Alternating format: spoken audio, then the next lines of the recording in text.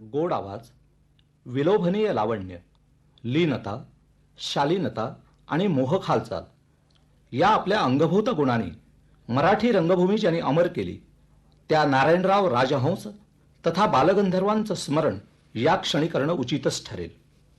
कारण संपूर्ण गोमंतकीयांनी गोमंतकीय कोकिळ म्हणून गौरवलेले ज्येष्ठ श्रेष्ठ कलाकार श्रीयुत काशीनाथ शिरोडकर ह्यांनी सुद्धा एकेकाळी गाजलेल्या स्त्री भूमिका करून गोमंतकात व गोमंतकाबाहेरही अशा प्रकारची लोकप्रियता मिळवलेली आहे.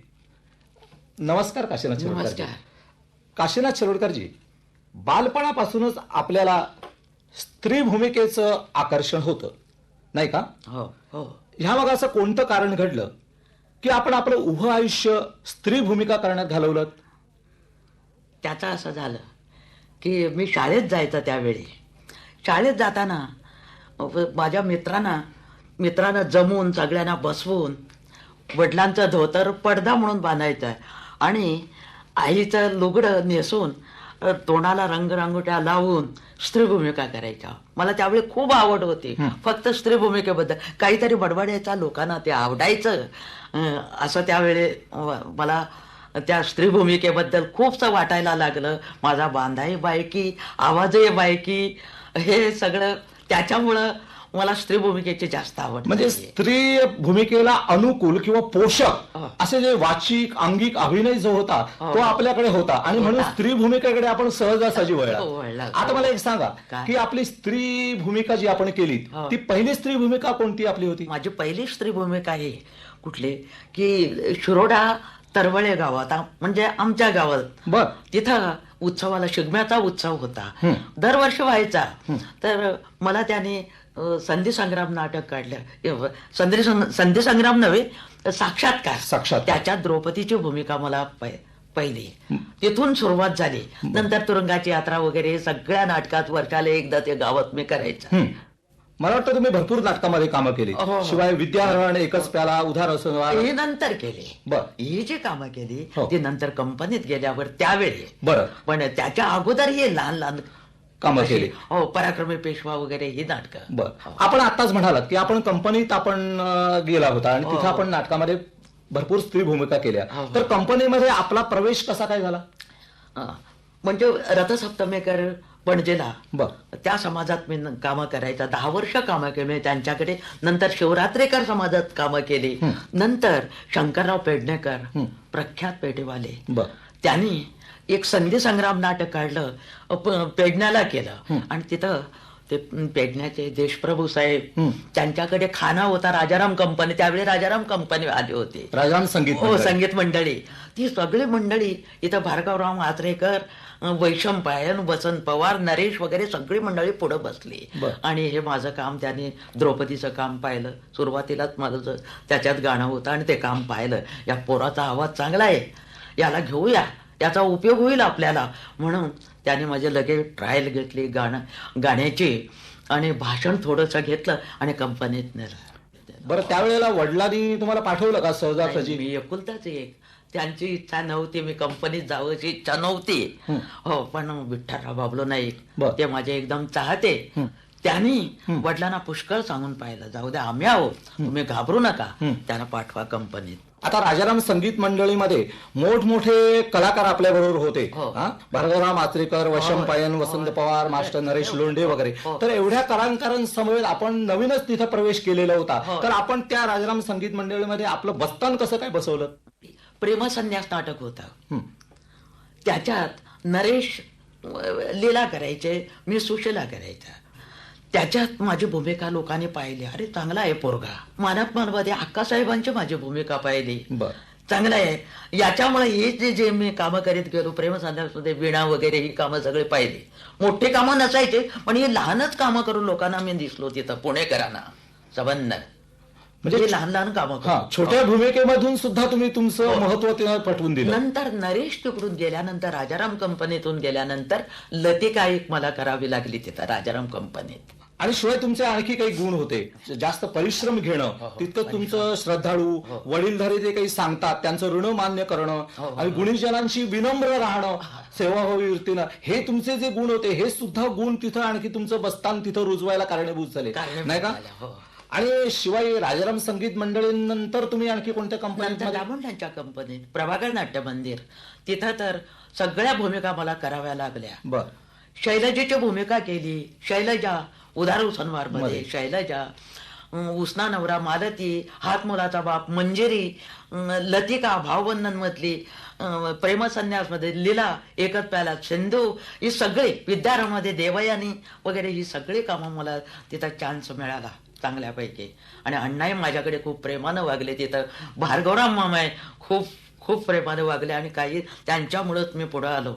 हे जे निरनिराळे नवरस जे आहेत, या नवरसामधून जाताना आपण एकच प्यालामध्ये सिंधूची भूमिका केली, होय. भावबंधन मध्ये लतिकाची जी हास्य करुण मिश्रित अशी जी भूमिका होती ती केली, साकार केली. होय. मानापमध्ये भामिनी आपण शृंगार रसाचा तिथं होय. आणला. तर या वेगवेगळ्या रसामधून जाताना आपल्या काही अडचणी आल्या का? काही आपल्याला खास मेहनत किंवा साधनं काही करावी लागली का? काही त्यासाठी काही खास गुरु असे कोणी लाभले का आपल्याला? होय. श्री जोगळेकर, चिंतामणराव कोलटकर, ही मंडळी, भार्गवराव आत्रेकर, वैशंपायन, यांचं मार्गदर्शन मिळालं.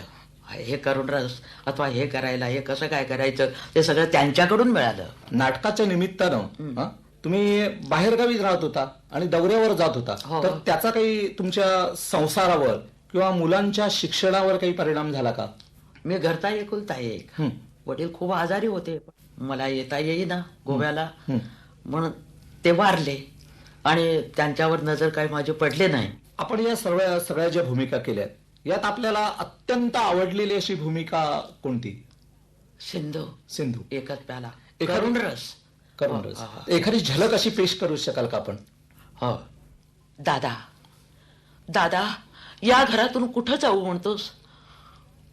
हे मला आईच्या ठिकाणी आहे. अरे, दैवानं पाठ फिरवली तर ज्या पायाच्या आश्रयानं जायचं, त्या पायाने झुगारून दिलं तर कुठं जायचं म्हणतो. का मला दूर लोटणं झालं? वैकुंठेश्वरा, वैकुंठेश्वरा, पायापासून या दिनदासीला दूर लोटू नका. वा. आता मला सांगा, निरनिराळ्या संचाबरोबर आपण कामं केलीत, पण एखाद्या खास अशा संचाबरोबर काम करताना आपल्याला जास्त निर्मितीचा आनंद मिळाला, असं कोणाबद्दल आपल्याला सांगावं वाटतं?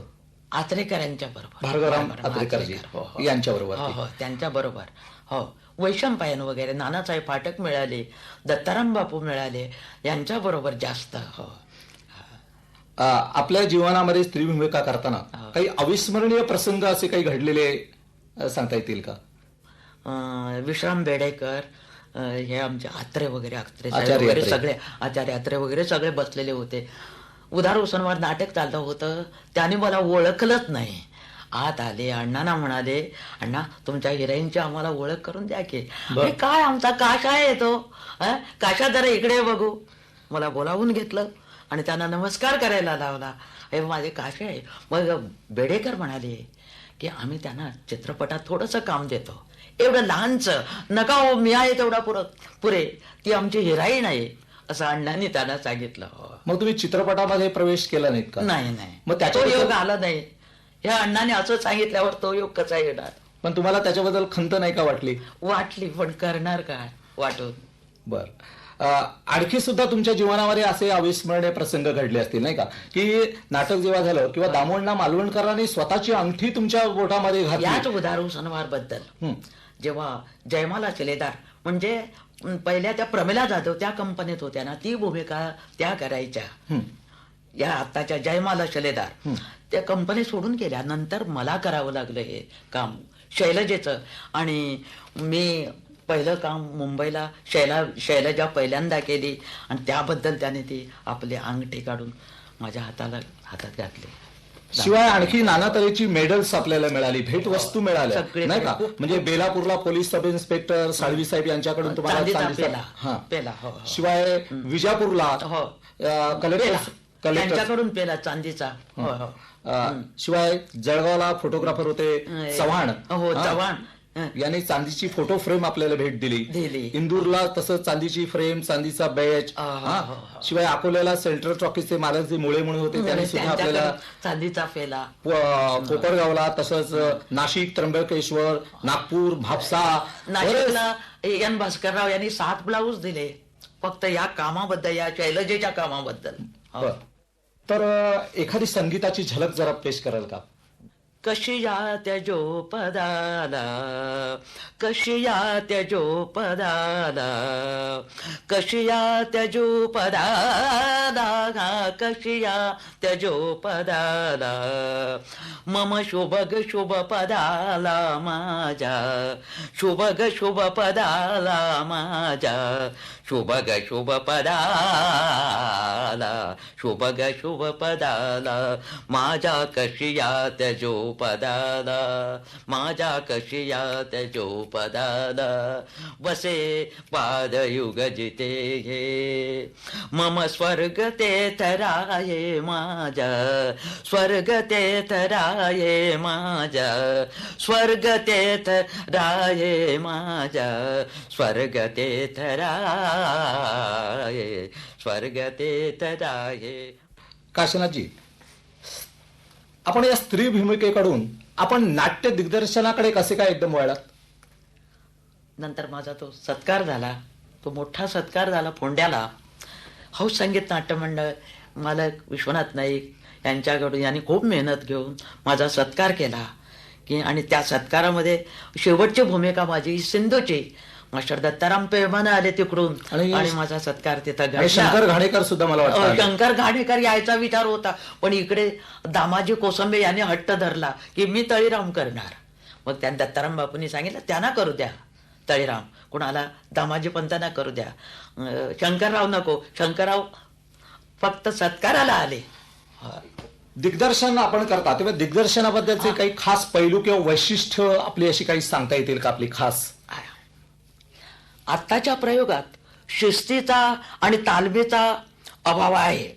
अविरत मेहनत करून पाठांतर करून नाटक सुविहित सादर करण्याची जिद्द बाळगली तर निश्चितच प्रयोग सुविहित होईल असं मला वाटतं. म्हणजे तालमी जास्तीत जास्त घेतल्या पाहिजे. जितक्या तालमी जास्त तेवढ्या चुका कमी, असं तुमचं म्हणणं. म्हणजे पाठांतर हे झालंच पाहिजे. पाठांतर हे झालंच पाहिजे की जे जिथं आज जिथं अभाव दिसतो या सगळ्या गोष्टींचा, तर हे आपल्याला तालमी म्हटल्यानंतर कंटाळा येतो. नको तालमी असं म्हणतात, नाही तसं माझ्याकडे नाही चालायचं. तालीम नक्कल पाठ पाहिजे, सगळे तालमीला बसले पाहिजे, सगळ्यांनी तालीम मी काय सांगतो ते ऐकलं पाहिजे. हे माझं कुठेही जरी गेलो तरी माझं पहिल्यांदा हे असं असतं. आपण आपलं आजपर्यंतचं आयुष्य आपण या नाटकामध्ये घालवलं, तर आपला वारसा किंवा नावलौकिक चालवणारा आपल्या कुटुंबामध्ये नातेवाईकामध्ये कोणी असावा असा आपण प्रयत्न केलायत का? मी खूप प्रयत्न केले पण कोणाला ती आवडत नाही. मग काय करायचं? काशीनाथजी, ऐहिक सुखाकडे पाठ फिरवून रंगभूमीकडे समरस तद्रूप एकमेव झालेले आपल्यासारखे कलाकार यांची तुलना देशासाठी फासावर जाणारा, आत्मसमर्पण करणारा देशभक्त याचबरोबर करणं उचित नव्हे का? निरपेक्ष निरलस सेवाभावी वृत्ती लोप पावत चालली आहे की ज्याची आज प्रत्येक क्षेत्रामध्ये गरज आहे. तर आपलं हे उदाहरण हा आजच्या समाजाला एक प्रकारचा सल्ला मानावा का, किंवा एक प्रकारचं मार्गदर्शन असं मानावं का? होय, आजच्या तरुण पिढीला मला असं सांगावं असं वाटतं की नाट्य क्षेत्रात काम करताना मोबदल्याकडे न पाहता रंगभूमीची, नटेश्वराची सेवा म्हणून पाहावं, आशाळू दृष्टीनं पाहू नये. असं केल्यासच खऱ्या अर्थानं रंगभूमीची यशस्वी रीतीनं वाटचाल होईल. बरं, तर नमस्ते काशीनाथ. नमस्ते.